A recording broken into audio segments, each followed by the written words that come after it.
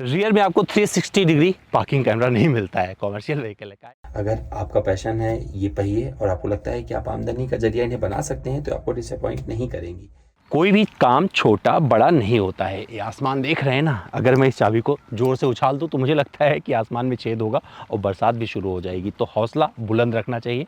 और अगर आपकी नौकरी छूट गई है, कुछ कर नहीं पा रहे हैं, कुछ करने का इरादा है लेकिन डर लग रहा है, तो मुझे लगता है कि ये वाली जो गाड़ी देख रहे हो ना, अल्फा प्लस सीएनजी वेरिएंट में आई हुई है, ये आपके काम आ सकती है। तो अगर अपना कारोबार शुरू करने की आपने सोच ली है और ठान लिया है, इरादा नेक है, तो कैसे आप कुछ कमा सकते हो ना, यही बताने वाला हूँ अपने इस वीडियो में। और आपको बताऊंगा इस गाड़ी की खासियत, मतलब आप देख रहे हैं 3 पहियों पर ये पूरा स्टेज बना हुआ है ना, अगर मैं यहाँ पर ऐसे घूम रहा हूँ तो इसमें क्या क्या खास है, डिटेल्ड वॉक अराउंड में बताऊंगा। और साथ में आपको एक ड्राइव पे लेके चलूँगा और वहाँ बताऊँगा कि ये जो कंपनी दावा करती है, क्या ये उन पैरामीटर्स पे खरा उतरती है या नहीं। तो चलिए शुरू करते हैं इस वीडियो को, और मैं इस मंच को बाय बाय बोलता हूं और दिखाता हूं आपको सब कुछ इस गाड़ी के बारे में।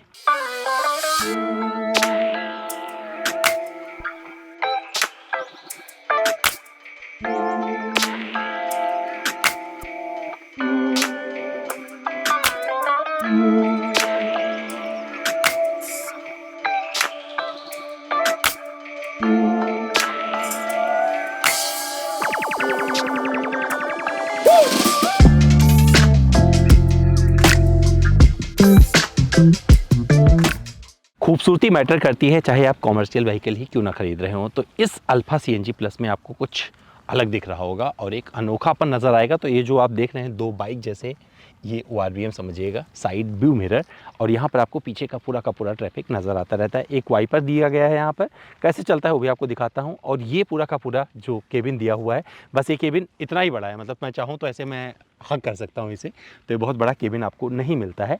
लेकिन चीज़ें आपको यहाँ पर दुरुस्त मिलने वाली है। जिस तरीके से इस कलर में ये दिया गया है ना, ये बहुत अच्छा लग रहा है मुझे, और ये आप भी देखेंगे तो बढ़िया लगने वाला है।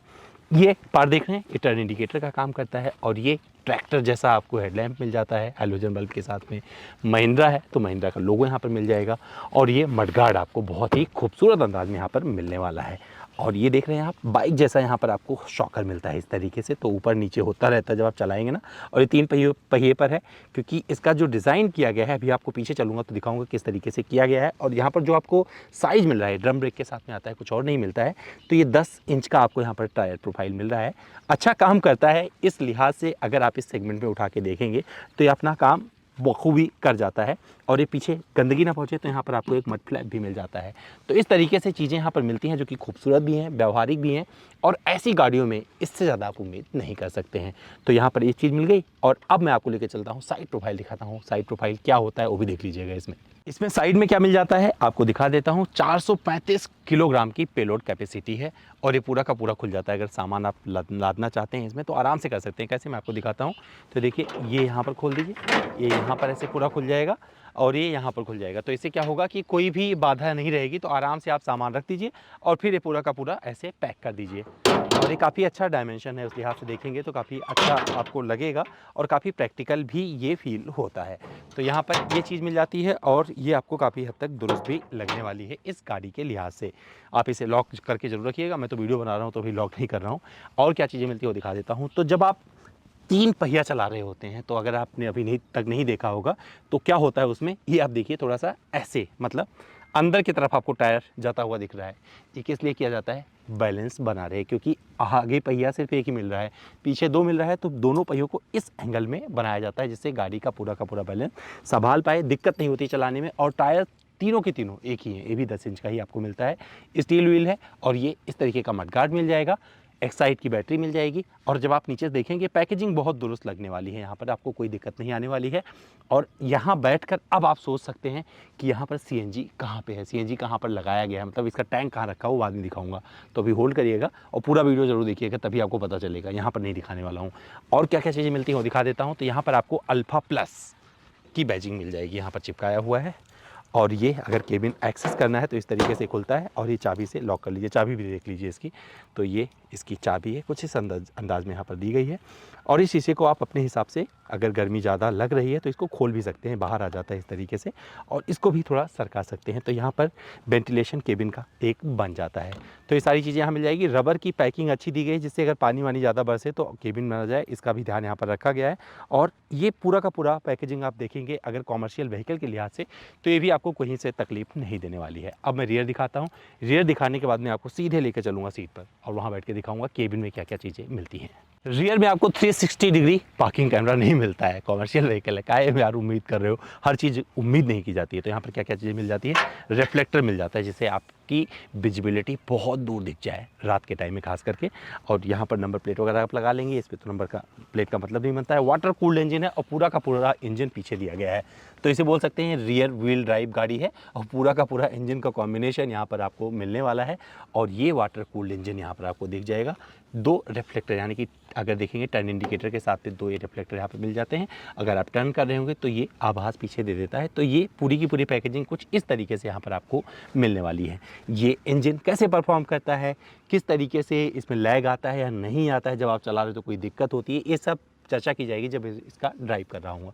तो चलिए सीधे आपको केबिन में लेकर चलते हैं और दिखाते हैं कि केबिन में क्या चीज़ें मिलती हैं। चलते चलते एक चीज़ और दिखा दूँ, यहाँ पर भी एक मतलब अगर आप चाहें झाँक कर देखना अपने सामान को तो अंदर से खुले गए तो खोल कर देख सकते हैं। तो यहाँ पर भी एक वेंटिलेशन दिया हुआ है। तो अब आइए सीधे आपको केबिन में लेके चलते हैं। इसके केबिन में प्रवेश कर लेते हैं। मैं केबिन में आ गया हूँ और जिसकी चर्चा शुरू में की थी, सिलेंडर कहाँ है सीएनजी वाला, तो एक इधर मिल जाएगा, एक इधर मिल जाएगा। इस तरीके से आपको ये यहाँ पर मिलने वाला है। और केबिन में एक सीट, मतलब एक बंदा इस पर बैठ के चला सकता है, 2 के लिए गुंजाइश नहीं है। कई बार लोग बैठ जाते हैं, तो इस पर मत बैठिएगा, नहीं तो ये टूट जाएगा। और ये इसके सेफ्टी के लिए बता रहा हूँ आपको कि प्लीज़ ऐसा मत करिएगा। और यहाँ पर आपको एक रेस्ट भी मिल जाता है, मतलब आपको बैक रेस्ट यहाँ पर सपोर्ट मिल जाता है, जैसे ये चीज़ चुभे ना। और इसको यहाँ से आप एक्सेस कर सकते हैं दबा के। ये पूरा का पूरा दिया गया, काफ़ी हार्ड है लेकिन आपको करना यहीं से है। तो ये सारी चीज़ें यहाँ पर मिल जाएंगी और सेफ्टी के लिहाज से ये लगा दिया गया है यहाँ पर। और ज़रूरत पड़ेगी अगर आग वाग लगती है उस समय ये आपको मदद कर सकता है। और क्या क्या चीज़ें मिलती हैं, अब इसके अंदर बैठ जाता हूँ। तो अगर आप मेरे जैसा व्यक्ति होगा, ड्राइवर होगा, वो बैठेगा तभी कोई दिक्कत नहीं आने वाली है। और मैं बैठ सकता हूँ। इसको बंद करने के लिए डोर हैंडल कुछ इस अंदाज में दिया गया है। खुलता कैसे वो भी दिखा देता हूँ। अगर एक खोलना है ना तो इसको आपको ऊपर करना है, इस तरीके से ये खुल जाएगा। और जिसकी चर्चा शुरू में की थी कि भैया वेंटिलेशन, ये खोल दीजिए और इधर ये ऐसे खुल जाएगा। और साथ में ये भी सरका सकते हैं, शीशा थोड़ा सा इधर बाहर हो जाएगा, तो आपको वेंटिलेशन यहाँ पर प्रॉपर मिलता रहेगा। सामान कहाँ रख सकते हैं वहाँ से शुरुआत करते हैं। तो ये रहा जगह, चाबी से लॉक भी कर सकते हैं, पेपर वगैरह यहाँ पर आप जमा सकते हैं, पूरा यहाँ पर दिया गया है। और ये स्कूटर अगर आपने देखे होंगे पुराने ज़माने वाले ना, जो गियर स्कूटर होते थे ऐसे ही होते थे, तो यहाँ पर भी आपको 5 स्पीड इसमें आपको गियर बॉक्स मिलता है और आप पूरा का पूरा शिफ्ट कर सकते हैं। एक ऊपर आता है, बीच में न्यूट्रल हो जाता है यहाँ पर, और बाकी का गियर आपको सारा नीचे के नीचे मिलने वाला है। और यहाँ से एक्सीलरेट करते रहिए और आगे बढ़ते चले जाइए। टर्न इंडिकेटर का बटन यहाँ पर दिया गया है, कुछ इस अंदाज में आपको दिखेगा। जब यहाँ पे करेंगे तो यहाँ पर नज़र आता है, तो ये आप देख सकते हैं। और स्टार्ट कहाँ करना है, क्योंकि इसमें आपको स्टार्ट स्टॉप बटन मिलता है। आप सोच रहे होंगे कहाँ मिलता है, वो दिखा देता हूँ। तो ये देखा, सेल्फ का बटन मिल जा रहा है। आप यहाँ से इसे स्टार्ट कर सकते हैं और यहाँ से हॉर्न भी आप बचा सकते हैं। क्या करता हूँ, चाबी लगा देता हूँ। चाबी लगाने की जगह यहाँ पर दी गई, सामान वगैरह यहाँ भी आप रख सकते हैं। और वाइपर चलाने का बटन यहाँ पर दिया गया, ध्यान से देख लीजिए। फिर आपको और चीज़ें दिखाता हूँ। तो देखिए शुरू हो गया। और हज़ार्ड लैंप का बटन भी यहीं पर दिया गया है, तो ये करेंगे तो ये ऑन हो जाएगा यहाँ पर और ये चलना शुरू हो जाएगा। तो ये सारी चीज़ें यहाँ पर आपको मिल जाती हैं। अब मैं क्या करता हूँ, एक बार स्टार्ट करके दिखाता हूँ, फिर कुछ चीज़ें और आपको समझाता हूँ इसमें।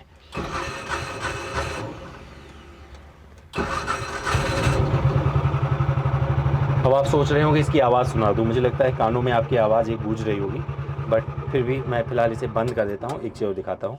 सपोज़ करिए गाड़ी ड्राइव करते हुए मुझे रिवर्स करना है, तो रिवर्स कहाँ से करना है वो भी आपको यहाँ पर दिखा देता हूँ। तो ये देखिए, ये बटन दिया गया है, रिवर्स गियर यहाँ पर लगा हुआ पूरा का पूरा।